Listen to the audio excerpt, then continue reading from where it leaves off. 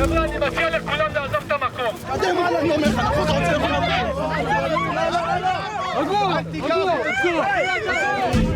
war following the Hamas attacks of October 7th continues to take its toll on civilians. Israel's stated aim in this conflict was to remove Hamas and bring the hostages home. But in this documentary for In Real Life, on-the-ground reporting and open-source intelligence show how the conflict has expanded. طبعاً الاحتلال الإسرائيلي يسعى إلى مشروع تهجير جديد ولنكبة جديدة في الضفة الغربية وغزة. אני חושב שאנחנו היחידה, לפחות עד שיצאנו, שפוצצנו הכי הרבה בתים בעזה. Growing into a campaign of clearing and claiming land. You've said there should be no more Muslim land. Land. This is our national land. From Gaza to the West Bank.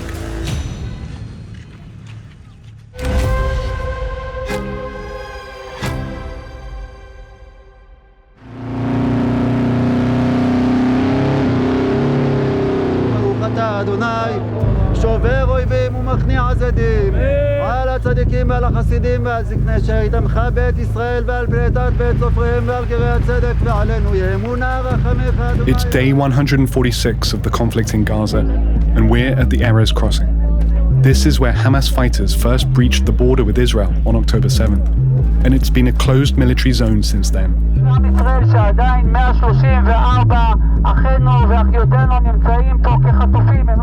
But today, a group of Israeli settlers who want to take over areas of Gaza that have been evacuated by Palestinians are trying to push their way in.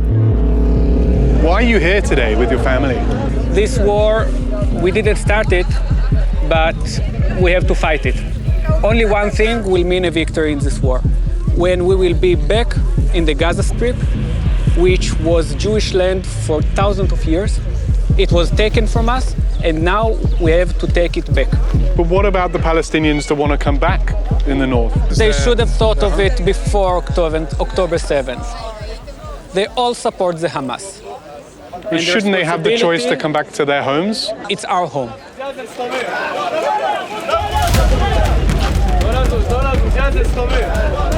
So one of the settlers has just broken through. The soldiers now just chasing after him.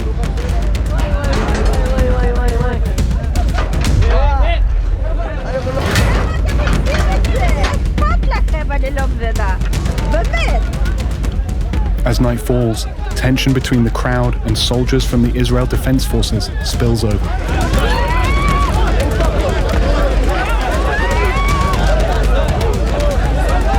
You can see the IDF is responding. They're wrestling people to the ground. There's more guys who are trying to get in. It's pretty chaotic here.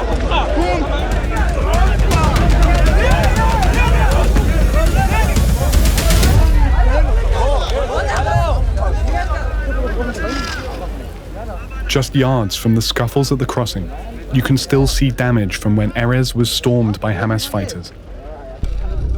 This building was essentially the security terminal for anybody coming in or out of Gaza, extremely heavily protected. It's unthinkable to see it like this. You see the bullet holes in the glass here.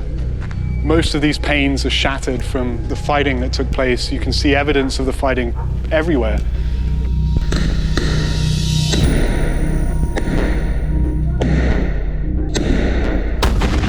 Hamas fighters filmed celebratory videos of the destruction, and around 1,200 Israelis were killed in the violence that would ensue. Hundreds were taken hostage, including women and children as young as 9 months old.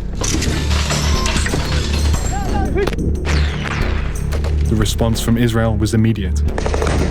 A full-scale military bombardment of the Hamas-controlled Gaza Strip, one of the most densely populated areas on Earth. In the 6 months following the attack, the Gaza Health Ministry reports more than 32,000 Palestinians were killed, the majority women and children. Gaza now faces one of the worst humanitarian crises the world has ever seen. But it's happening away from the eyes of international media. There's no access except on a very limited basis with Israeli military minders. However, we can see some of what's happening through satellite imagery analyzed by Scripps News and our partners at Bellingcat. The destruction is widespread. Satellite imagery shows mass demolitions in an area where Israel aims to establish a 1-kilometer-wide buffer zone over international objections, and along a corridor that bisects the Strip from Israel's border to the Mediterranean.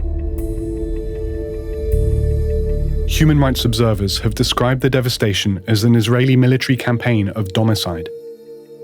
That is, the widespread or systematic destruction of homes and civilian infrastructure. In areas around the buffer zone, we can use satellite imagery from Planet Labs to see that hundreds of homes have been flattened. That includes in cities like Huzar and Abasan al-Kabira in Gaza's south. In the so-called Netzarim corridor, hundreds of homes and thousands of acres of agricultural land have been completely cleared by the military. Going even beyond satellite imagery, researchers at 2 American universities have used something called satellite radar, using radar waves from Earth's orbit to map out destruction in the Gaza Strip in detail. As of March 9th, their analysis estimates that 55% of all buildings in Gaza have likely been damaged or destroyed. Estimates from the United Nations say over 650,000 Palestinians, around 30% of Gaza's pre-war population, will have no home to return to.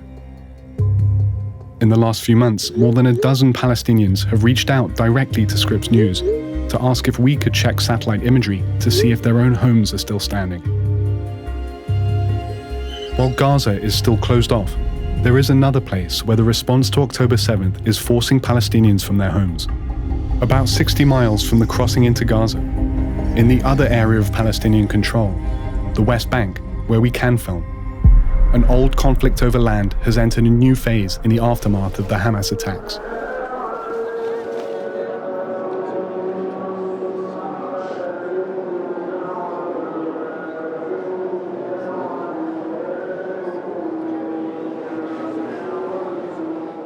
Ten-year-old Amro al-Najjar was shot in the head as Israeli forces raided his village. His dad, Mohammed, says he was driving home with Amro and his little brother when they rounded a corner and found themselves face-to-face with an IDF unit that opened fire on their car. Since the start of the war in Gaza, Israel's military has sharply increased its operations in the West Bank. The UN says more than 100 Palestinian children have been killed by the IDF here since October 7th.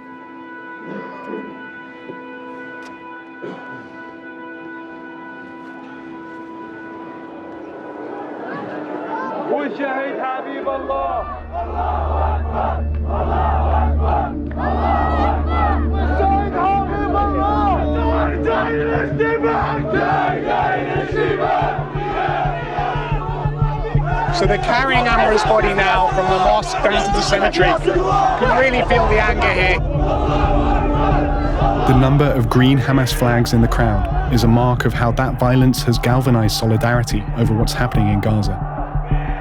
We were told there wouldn't have been as many of these flags before the war. احنا عايشين في سجن كبير بخنقونا لمتى هذا القتل لمتى هذا الإجرام يعني. Ali Eid says he helped pull Amro's body from the vehicle and still had the boy's blood on his shoes. 7 أكتوبر هي حج هي مبرر قتل مبرر زيادة القتل. بقتل بدم بارد لما أنت تقتل طفل تقتل امرأة تقتل خلينا نقول مسنين. لما أطلق الرصاص ما أطلق تحذيري ما أطلق بالهواء قتلوا بهدف القتل فهي تقتل. In a statement to Scripps News, the IDF said the incident was under review, but that its soldiers were doing counter-terrorism activity in the area and fired live rounds in response to some stone throwing. Amro's dad says it was murder and wanted to show us the bullet hole in his windshield. كنت أنا خلف المكوى قاعد بسوق في السيارة وكان عمر مباشرة أطلقوا علينا رصاصة واحدة أصابت عمر كان قاعد جالس في الوسط لأني أنا نزلت على الأرض وصرت أصيح طلق فينا من جب الجيش طلعت على الأولاد وكنت أنا خايف إني أنظر على أولادي اللي كنت خايف منه حدث والحمد لله. أعوذ بالله من الشيطان الرجيم بسم الله الرحمن الرحيم. The Najjar family home is sandwiched between 2 Israeli settlements. They've turned their house into a fortress because, they say, of a dual threat from settlers and the IDF. We are all the time close all the windows of my house, all the doors. We can't feel any minute of safe. So the soldiers come here? They stand here? They stand here? Yes. Right outside the house? In this place. They make, and they're gone like that. فجرونا جرة الغاز تحت الدرج هنا وألعاب أولادي حركوهن. يعني لما أشوف الجيش مركن على طول بفوت على الدار بسكر. How close is the settlement from here? الشارع تبعه بتيجي تشوف بس بخاف بلاش في جيش بالمكعب هي المستوطنة. So you're worried about us standing just here? بلاش يطخوا علينا يعني. فأنا بكون خايفة كثير يعني خصوصاً بعد ما قتلوا ابني. كان ماسك الفوتبول يلعب فيه هناك قبل ما أروح مع أبوه.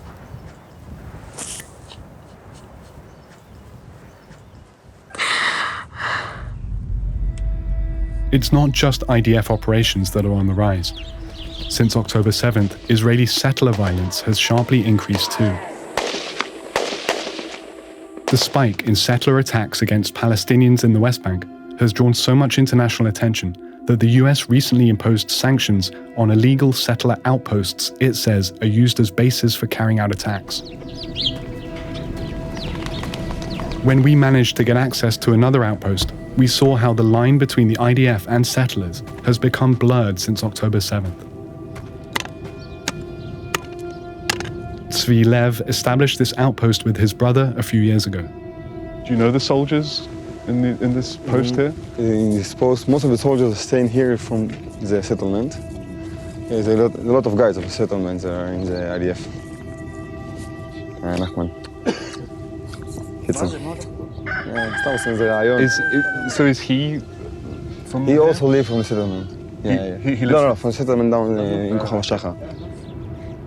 Israel activated hundreds of thousands of reservists after October 7th, including many from settlements in the West Bank. In a statement to Scripps News, the IDF wouldn't confirm the numbers, but said they were a vital part of the IDF, whether in mandatory service or reserve. Do you feel you have the support of the IDF here? What's your relationship with the military, the police? You're not supposed to be here. I'm not supposed to be here, so, obviously, of course. But they don't do anything about that? If they bring a soldier to watch us, obviously they want us to be here. The effect that we hear stops the Arabs to come close. What do you feel about the situation with Gaza and the idea that there could be a future for settlements there too? On those places, they have been shoot rockets on us. So obviously we need to get back there. In the time that the Jewish people have been lived there, there is almost no power to Hamas, almost no rockets on Tel Aviv and on Jerusalem. What about the Palestinians though? In the end, most of the people in Gaza agree with Hamas. You can see the video from October 7, you brought it on yourself. If you select Hamas, you shoot us first. So now we need to take care of you. So after October 7, there's been a change in the way that things are happening here. I'm not going to attack them or something. Personally, I'm not like them at all. But I do going to have guns, I do going to have watch and guard, and I have a phone number of all the commander of the IDF around and the police. Can you understand the Palestinian communities would feel intimidated by the military style that you guys now have? For me, it's very simple. The IDF shoot and killed only terrorists, even if they're throwing rocks. They need to be killed. It's obviously. If somebody is trying to kill you need to kill him back. It's like a big bomb that's just waiting to be exploded. Outposts are a way of expanding the reach of Israeli settlements in the West Bank. Both are illegal under international law, but outposts are illegal under Israeli law too. This land belongs to us, the Jewish people.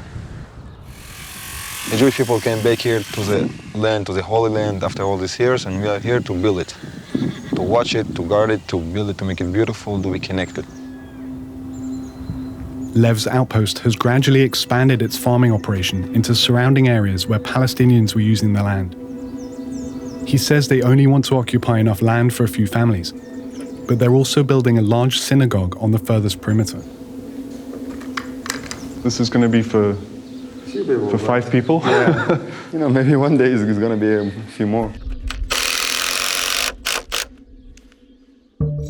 Lev's outpost isn't the only one that's grown in the area. Satellite imagery analyzed by Scripps News and Bellingcat show the expansion of multiple other outposts. One outpost is to the north, one to the south, and one a little over a mile to the east. The outpost to the north, Marwaz Esther, has a Facebook group where they've highlighted new buildings and solicited donations in February for security equipment. The outpost to the east, A'ir al-Shacha, was demolished by Israel's government in August, but it appears to have only been a temporary deterrent. Recent satellite imagery shows the building has resumed at the site. Working with Bellingcat, we were able to direct satellites to other areas where we found multiple other instances of ongoing settlement expansion. And an analysis from Bellingcat's Global Authentication Project of additional satellite imagery found dozens of other sites throughout the West Bank, where there are new roads, buildings, or cleared land near settlements or outposts. As settlements continue to grow, data from the United Nations shows that attacks against Palestinians in the West Bank skyrocketed after October 7th. A UN report in March said out of more than 400 fatalities from West Bank violence since October 7th, including 4 IDF soldiers, more than 96% of those killed were Palestinians. Many settler attacks against Palestinians involve the destruction of Palestinian homes, something that's been documented by groups like B'Tselem, an Israeli human rights group.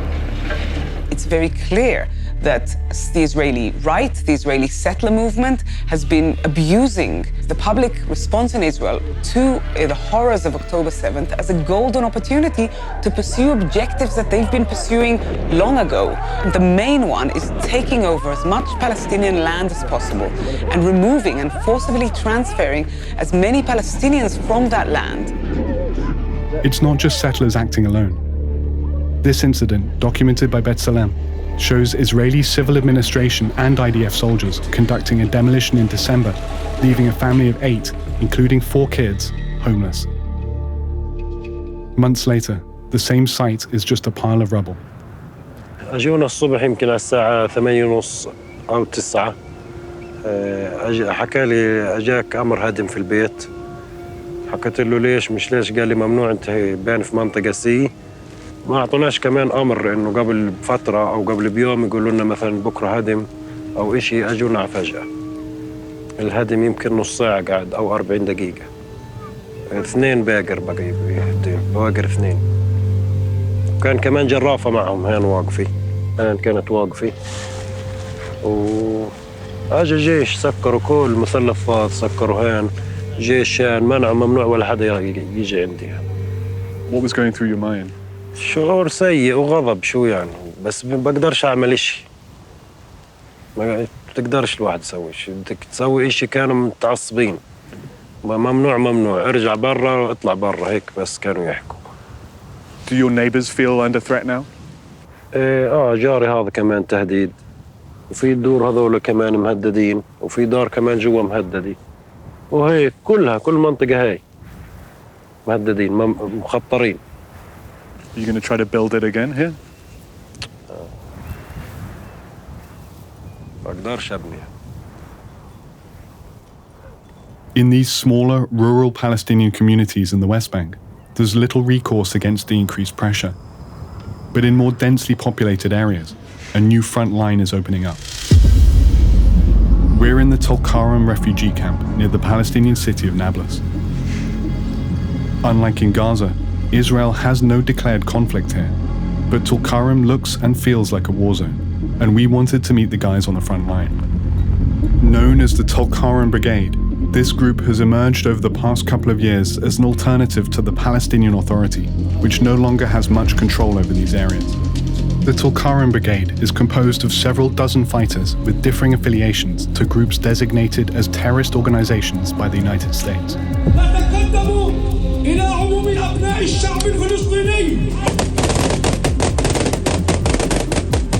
They consider themselves the first line of Palestinian resistance to Israel's occupation of the West Bank.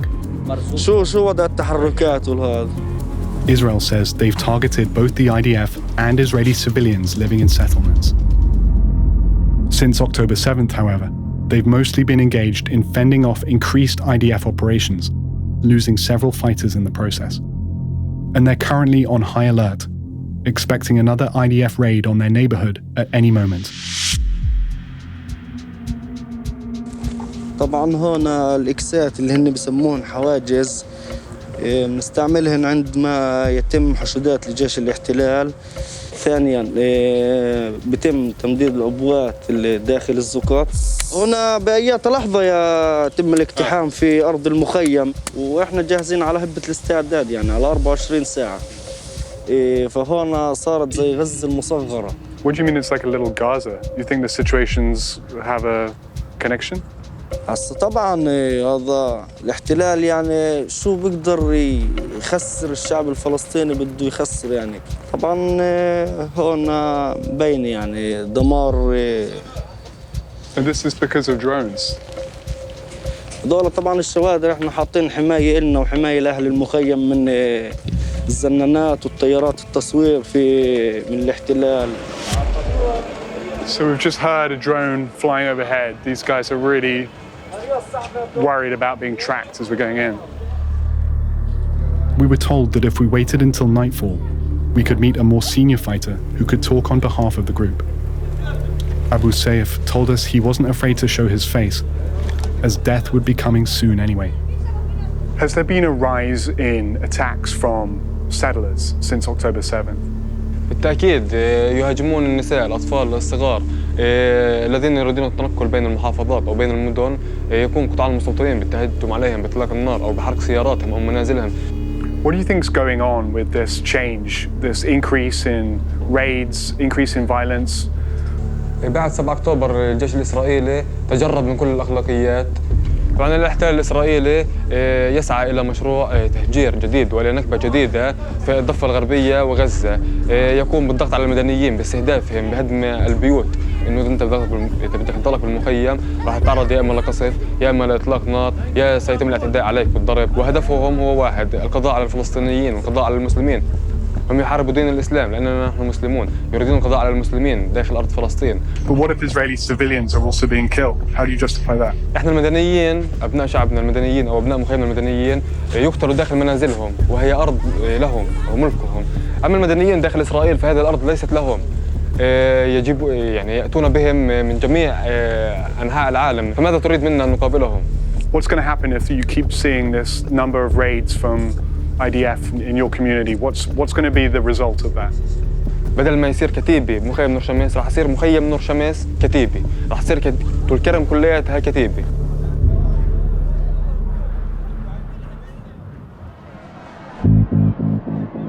Back in Israel, a different kind of fight was brewing over who should lead the country through this time of conflict.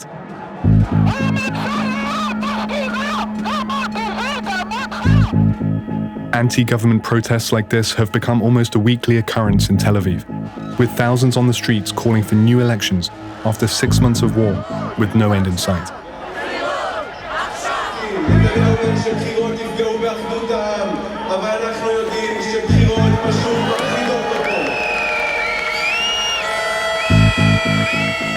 So the police have set up trucks here to try to stop the crowd from surging through. You can see everyone's really frustrated. The war's been going on for so long now that these anti-government protesters are saying that they've had enough.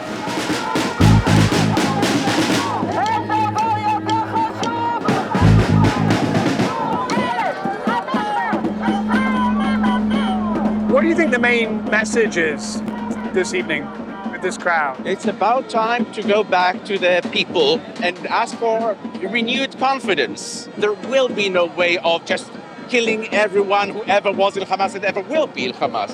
Hamas is an idea. And the government, there are fractions in the government. For them, the main goal of this war is to re-inhabit Gaza. That's definitely not the vision of the vast majority of the people of Israel, but they have a veto power, and Netanyahu cowers to them.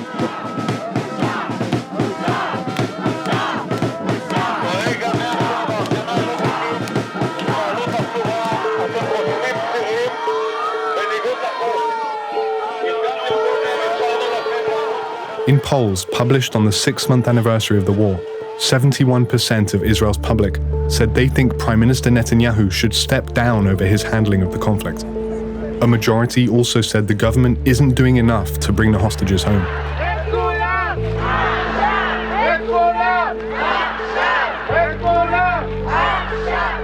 And we heard the same from the families of the hostages themselves at this demonstration outside Jerusalem.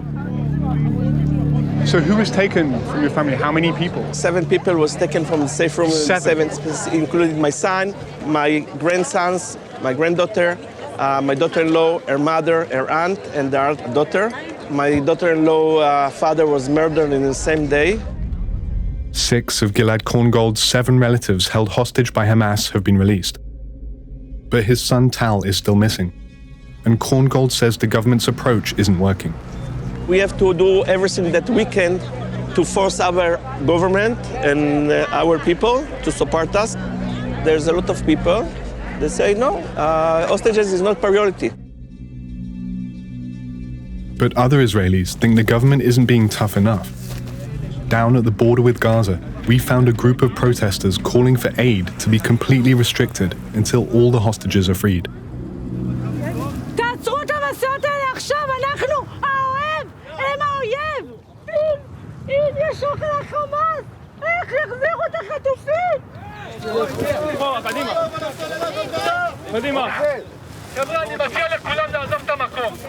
As police try to clear the area, tensions rise.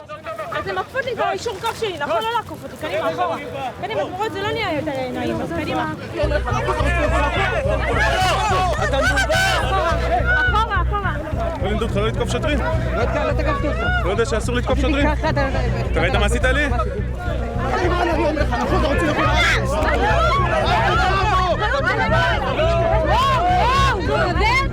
לא להתקדם, היי, לא להתקדם. Over there, go back. So why do you guys come here today? להפעיל לחץ על החמאס, להפעיל לחץ על עזה, עד שהם יחזירו את החטופים. חטפו לנו, צריך להחזיר אותם מיד הביתה, לא להעביר סיוע. But there's kids dying of starvation right now inside Gaza. Don't you feel like they should get food assistance? חמאס הורג את הילדים. הוא נלחם בנו, שיחזיר את החטופים.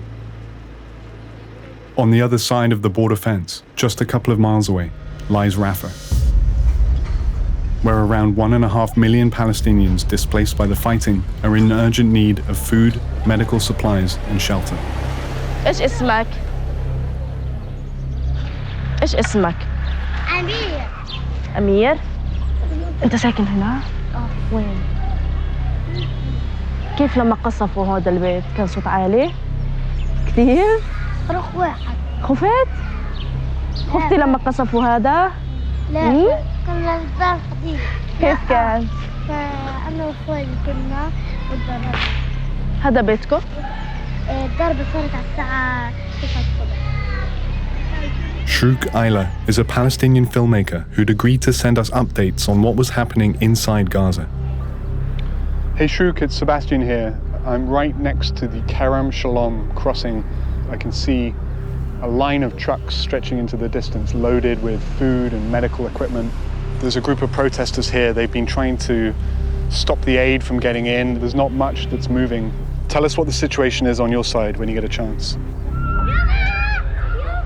Hey Sebastian, it's Shrouk from Rafah.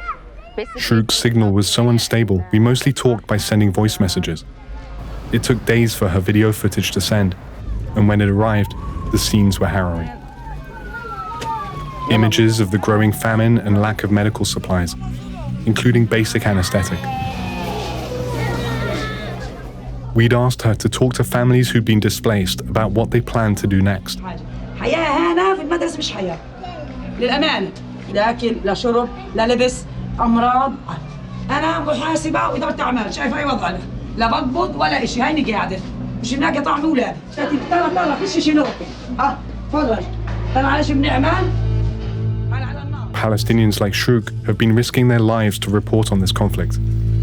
The UN says more than 120 journalists and media workers have been killed in Gaza since the start of the war. We've been hearing about the hunger, the need that people have right now. What's the situation right now? This situation is very bad and worse. Like, people are dying out of starving in the north. Shrouk has been running her husband's production company by herself for nearly 6 months now. Their family's house was hit by an airstrike in the first 2 weeks of the war. Her husband, Roshdi Siraj, was killed, leaving her to raise their baby daughter alone. His injury was really severe. So we decided to, to transfer him to the hospital on foot. So we carried him. But he didn't survive. So sorry, Shrouk. It's not easy, but time has to pass. Shrouk told us most families sheltering in Rafah had only left their homes on the assumption they'd be back. Some of the stories of what happened next were devastating. مش قالوا لهم روحوا على الجنوب يقول لهم وما سالوا خطتهم الطياره مات الاب والام والاخ لما طابت سالوها ايش اسمك؟ ايش اسمك؟ لا حافظه اسمها كانت؟ حافظه اسمها تمام الحمد لله. انا اسمي شروق انت ايش اسمك؟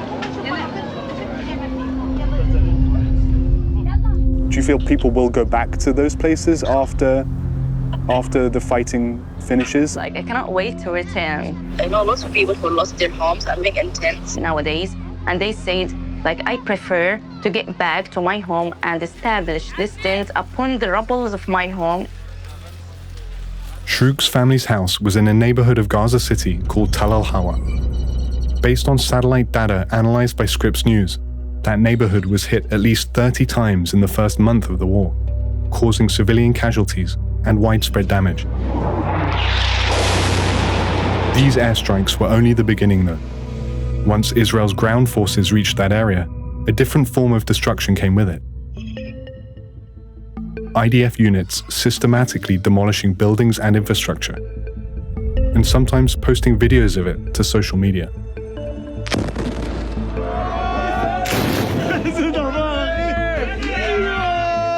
And it wasn't just Shrouk's neighborhood.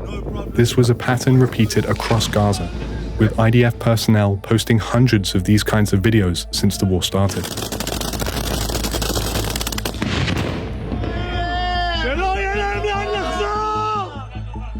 Working with Bellingcat, Scripps News was able to establish that many of the demolitions were done by a combat engineering unit called Battalion 8219.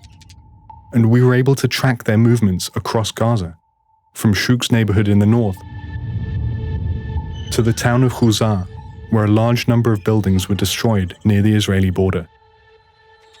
In one video shared by an 8219 member, soldiers can be seen smoking a hookah on a rooftop before conducting a demolition of a large number of houses in Khuzar. Another video, filmed from a similar vantage point, shows the soldiers walking towards the camera and putting on sunglasses as the buildings in the background are blown up. The soldier who shared these videos on Facebook described cleaning the Khuzar homes within the new line, an apparent reference to the buffer zone.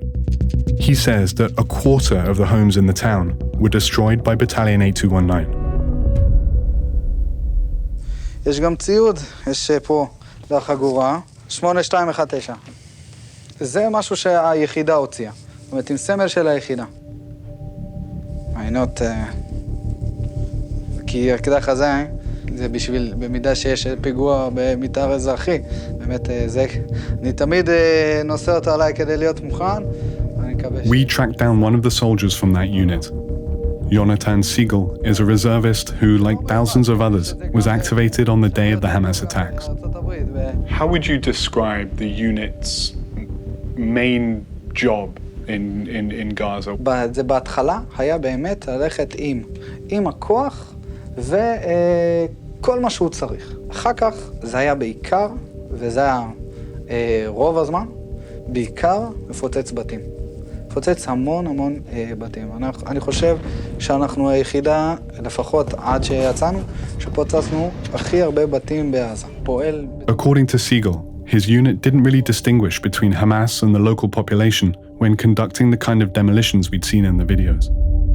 Did you ever demolish a building when there wasn't a military reason to do so? תמיד זה סיבה צבאית. זאת אומרת, הסיבה הצבאית יכולה להיות מהמון סיבות. אי אפשר להפריד בסוף בין המחבלים האלה לבין האוכלוסייה, כי האוכלוסייה היא זו שתומכת ומשתפת פעולה עם האידיאולוגיה הזאת. הם בחרו בהם, הם רוצים את זה. Siegel says he never posted any videos of the demolitions, but he knows the soldiers who did, and he even showed us one on his phone. פה אני מתפלל.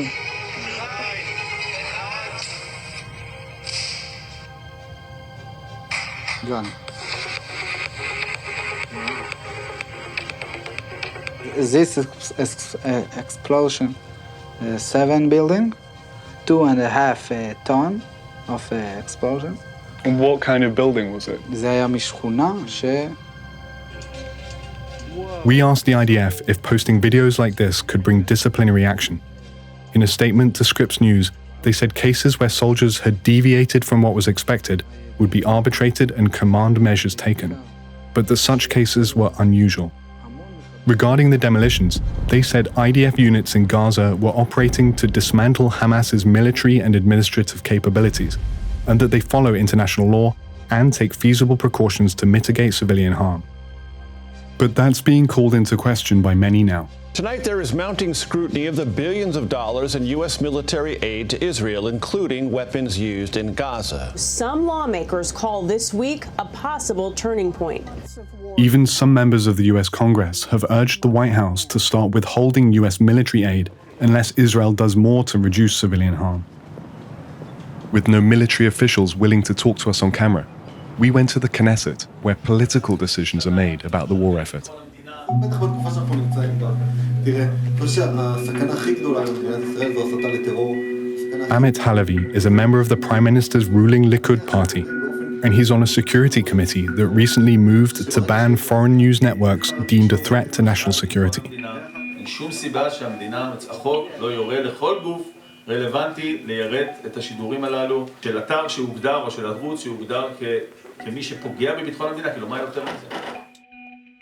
What do you think of the phenomenon that we've seen on social media of IDF soldiers posting videos of themselves blowing up buildings and mocking Palestinians? Do you think they should be held accountable for that? Posting video of what? Of the victory of the justice over the evil? I mean, why not? What we're talking about, that they bombed the headquarters of the Hamas, of the guys that raped our women, beheaded our babies. We were talking about schools and mosques and hospitals. No, those are mosques that every Friday, during the not only last 17 years of the Hamas occupation, brutal occupation, by the way, that included hundreds of Arabs that were killed by Hamas authorities. These mosques, every Friday, weekly basis, were the voice of destruction. Hey, kill Jews. You see the stone says, you see the Jew is behind me, kill him. This is this mosque. This mosque should be destroyed. This is not a mosque. But that's illegal under international law. You can't destroy a building based on that justification. If this building is part of the enemy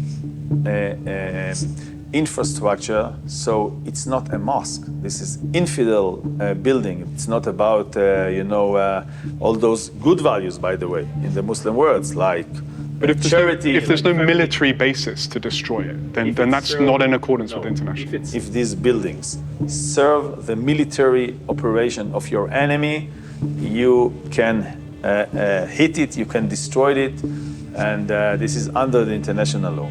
Halavi was criticized for saying in a Knesset hearing in October that a goal for the IDF in Gaza should be that there is no more Muslim land in the land of Israel. I think we need to do some activities in order to make the world remembrance on what happened in October 7. I didn't say genocide, never. No, but you've said there should be no more Muslim land. Land. And that Gaza should be left as a monument. Again, one second. What do you mean by that? I will tell you exactly. One, there is no Muslim land in the state of Israel. There is no Muslim land. The land is not Muslim.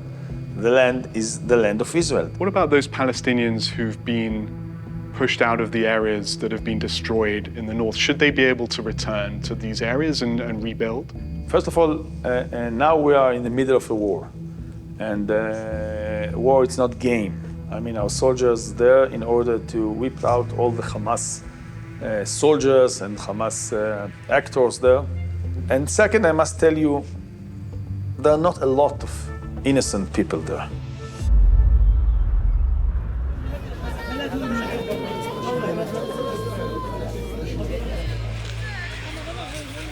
After months of war, it's unclear what will happen next. There's no sign of a ceasefire or any deal for the hostages. Nearly 1.5 million Palestinians are still displaced and trapped inside Rafah, including Shrouk. Hey Shrouk, thanks for your message. I'm talking to you now from a spot that's near to the border. It's pretty close and we can see plumes of smoke rising. We've also just seen some aid being dropped from the sky. There's a plane that flew over. Wanted to let you know and just check in and see how you're doing on your side. Send me an update when you get a chance. Thanks. Hey Sebastian, how are you? Like I cannot imagine that at this period or this area specifically, the rockets fall upon us, and the other just a few meters, and there is no rockets. It feels that we are really totally isolated and trapped.